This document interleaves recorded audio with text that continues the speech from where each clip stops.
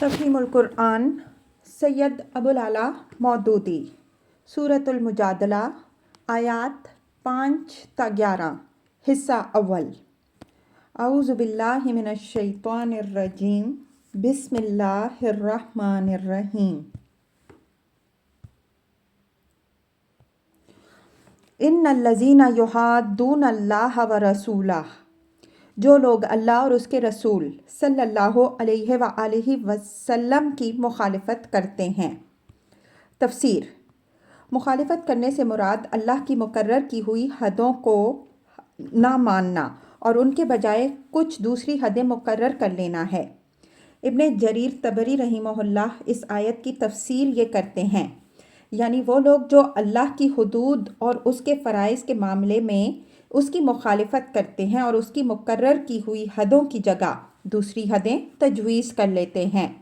بیضاوی رحمہ اللہ نے اس کی تفسیر یہ کی ہے، یعنی اللہ اور اس کے رسول صلی اللہ علیہ وآلہ وسلم سے مخاصمت اور جھگڑا کرتے ہیں، یا ان کی مقرر کی ہوئی حدوں کے سوا دوسری حدیں خود وضع کر لیتے ہیں، یا دوسروں کی وضع کردہ حدوں کو اختیار کرتے ہیں۔ آلوسی رحمہ اللہ نے روح المعانی میں بیضاوی کی اس تفسیر سے اتفاق کرتے ہوئے شیخ الاسلام سعد اللہ چیلپی کا یہ قول نقل کیا ہے کہ اس آیت میں ان بادشاہوں اور حکام سو کے لیے وعید ہے جنہوں نے شریعت کی مقرر کردہ حدود کے خلاف بہت سے احکام وضع کر لیے ہیں اور ان کا نام قانون رکھا ہے۔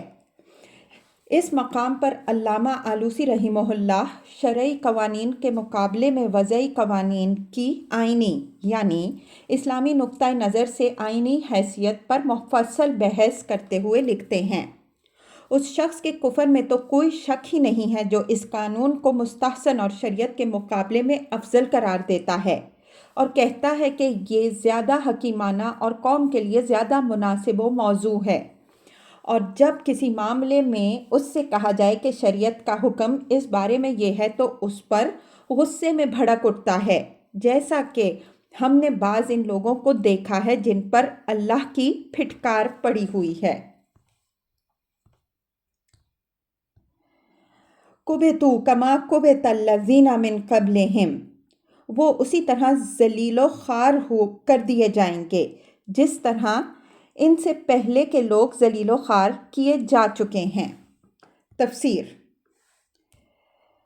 اصل میں لفظ کبت استعمال ہوا ہے جس کے معنی ہے رسوا کرنا، ہلاک کرنا، لعنت کرنا، راندہ درگاہ کر دینا، دھکے دے کر نکال دینا، تذلیل کرنا۔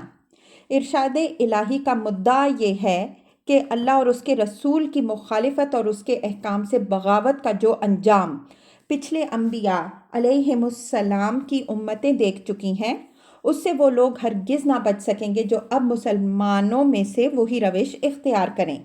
انہوں نے بھی جب خدا کی شریعت کے خلاف خود قوانین بنائے یا دوسروں کے بنائے ہوئے قوانین کو اختیار کیا، تب اللہ کے فضل اور اس کی نظر عنایت سے وہ محروم ہوئے، اور اسی کا نتیجہ یہ ہوا کہ ان کی زندگی ایسی گمراہیوں، بد کرداریوں اور اخلاقی و تمدنی برائیوں سے لبریز ہوتی چلی گئی، جنہوں نے بالآخر دنیا ہی میں ان کو ذلیل و خوار کر کے چھوڑا۔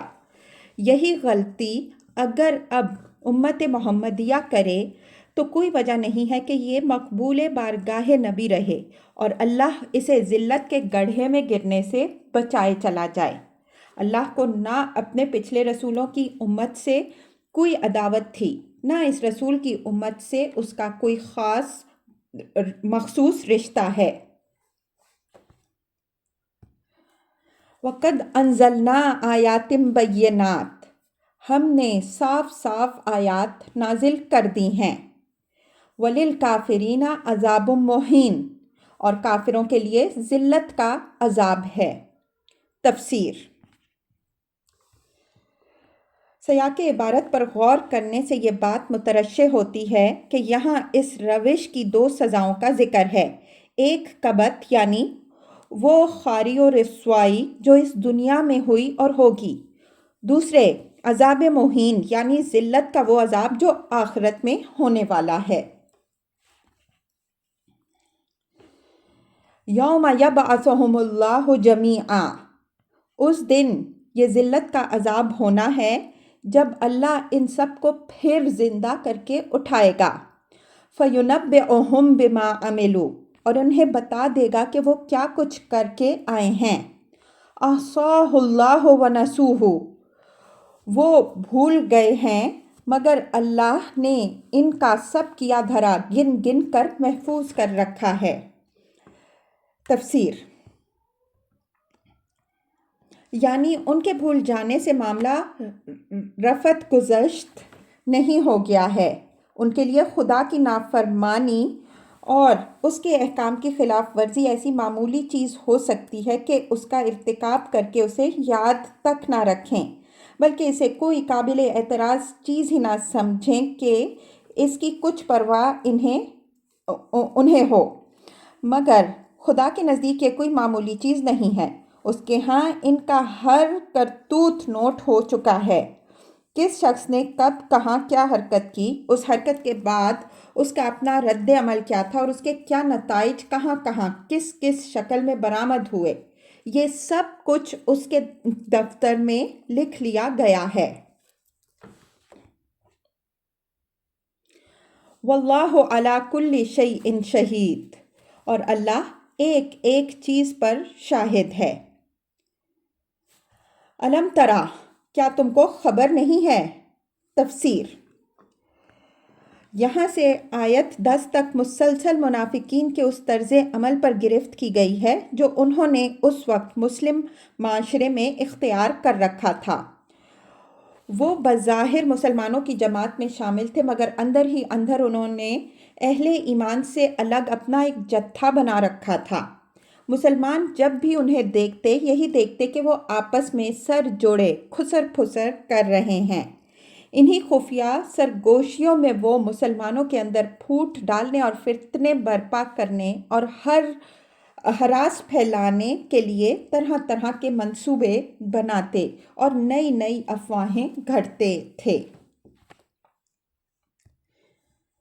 ان اللہ یعلم ما فی السماوات و ما فی الارض، کہ زمین و آسمانوں کی ہر چیز کا اللہ کو علم ہے۔ ما یکون من نجوی ثلاثۃ الا هو رابعهم، کبھی ایسا نہیں ہوتا کہ 3 آدمیوں میں کوئی سرگوشی ہو اور ان کے درمیان چوتھا اللہ نہ ہو۔ ولا خمسۃ الا هو سادسهم، یا 5 آدمیوں میں سرگوشی ہو اور ان کے اندر چھٹا اللہ نہ ہو۔ تفسیر، سوال پیدا ہوتا ہے کہ یہاں 2 اور 3 کے بجائے 3 اور 5 کا ذکر کس مصلحت سے کیا گیا؟ پہلے 2 اور پھر 4 کو کیوں چھوڑ دیا گیا؟ مفسرین نے اس کے بہت سے جوابات دیے ہیں مگر ہمارے نزدیک صحیح بات یہ ہے کہ یہ طرز بیان دراصل قرآن مجید کی عبارت کے ادبی حسن کو برقرار رکھنے کے لیے اختیار کیا گیا ہے۔ اگر ایسا نہ کیا جاتا تو عبارت یوں ہوتی: ما یکون من نجوی اثنین الا هو ثالثهم ولا ثلاثۃ الا هو رابعهم، اس میں نجوی اثنین بھی کوئی خوبصورت ترکیب نہ ہوتی اور ثالث یا ثلاثۃ کا یک بعد دیگرے آنا بھی حلاوت سے خالی ہوتا۔ یہی قباحت الا هو رابعهم کے بعد ولا اربعۃ کہنے میں بھی تھی۔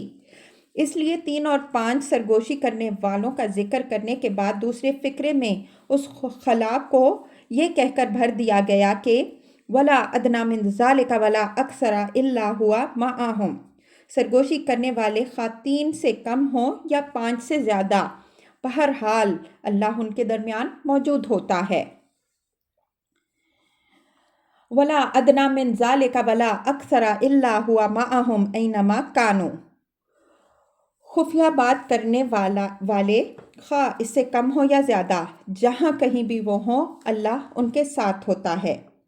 تفسیر، یہ مائیت در حقیقت اللہ جل شانہ کے علیم و خبیر، سمیع و بصیر اور قادر مطلق ہونے کے لحاظ سے ہے، نہ کہ معاذ اللہ اس کے معنی میں کہ اللہ کوئی شخص ہے جو 5 اشخاص کے درمیان ایک چھٹے شخص کی حیثیت سے کسی جگہ چھپا بیٹھا ہوتا ہے۔ دراصل اس ارشاد سے لوگوں کو یہ احساس دلانا مقصود ہے کہ خواہ وہ کیسے ہی محفوظ مقامات پر خفیہ مشورے کر رہے ہوں، ان کی بات دنیا بھر سے چھپ سکتی ہے مگر اللہ سے نہیں چھپ سکتی، اور وہ دنیا کی ہر طاقت کی گرفت سے بچ سکتے ہیں مگر اللہ کی پکڑ سے نہیں بچ سکتے۔ ثم ينبئهم بما عملوا یوم القیامہ، پھر قیامت کے روز وہ ان کو بتا دے گا کہ انہوں نے کیا کچھ کیا۔ ان اللہ بکل شیء علیم، اللہ ہر چیز کا علم رکھتا ہے۔